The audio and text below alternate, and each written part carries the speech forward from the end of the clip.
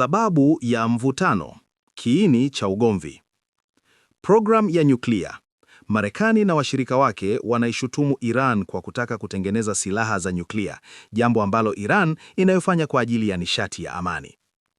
Mashambulizi ya Mashariki ya Kati. Marekani inaishutumu Iran kufadhili makundi kama Hamas, Gaza, Hezbollah, Lebanon na Wahouthi, Yemen, ambao wanashambulia meli na maslahi ya Marekani na Israel. Matukio ya hivi karibuni yaliyopandisha joto. Mashambulizi ya anga.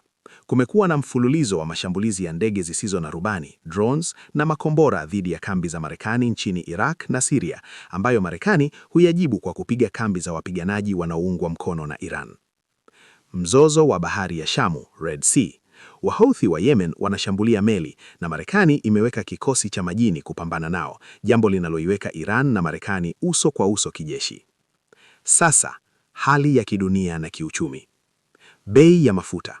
Dunia ina wasiwasi kuwa vita kamili vitasababisha bei ya mafuta kupanda vibaya sana, kwani njia kuu ya kusafirisha mafuta, mlango wa Hormuz, inatadhibitiwa na Iran.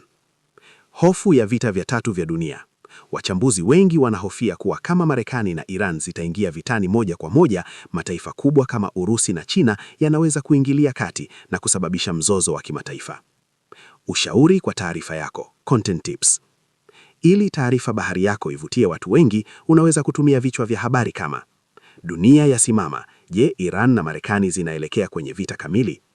Siri ya mapambano ya Mashariki ya Kati, Marekani yaonya Iran.